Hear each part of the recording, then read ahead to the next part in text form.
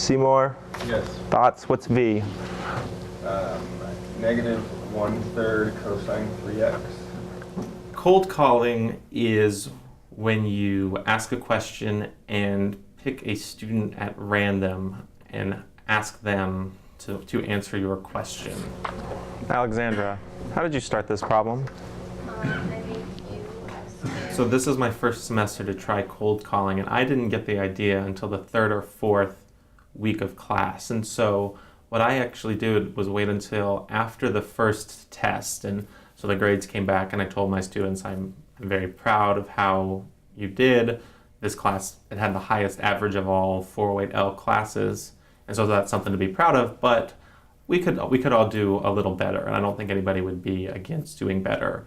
And if there's one thing I'd like to improve, it would be class participation, and the way we're going to try to improve it is by, I'm going to cold call people. I'm going to have note cards with everybody's name on them, and I'm going to start calling people, and we're going to see what happens. The only preparation I gave was, the reason we're doing this is to improve your grade, and if you don't know the answer, feel free to pass. Jacob Perez, are you here? Pass. Andrew. How do I know this is wrong? She said it was because it's not going to become simpler. So no. Here's... I was hesitant to try it because I thought students would be almost afraid, like so afraid that they would, in worst case scenario, stop coming to class. Oh, the professor's going to call on me. That would be so embarrassing. I'm not going to come to class. And that was always my reasoning for never doing it. But I've started it, and I actually really enjoy the outcome. Francois?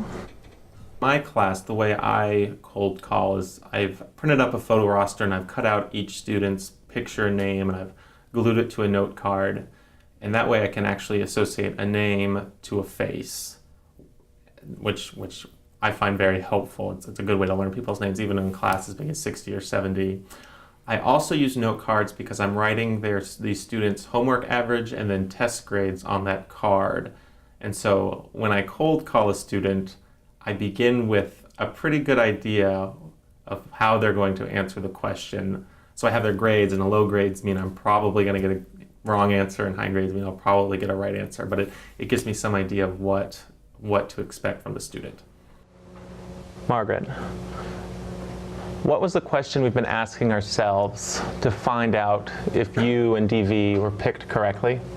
I think I've managed a way to take out the embarrassing part, and it lets students, I don't want to say show off, but it does give them an opportunity for feedback that they might not have otherwise. And there have been times when I've cold called a couple students and nobody knows what's going on, and I realized, okay, something doesn't make sense. The reason that they're quiet is not because they understand it, it's because they don't understand enough to ask questions. So I've actually found it extremely useful, more useful than I thought it was going to be. So I like that I'm doing this.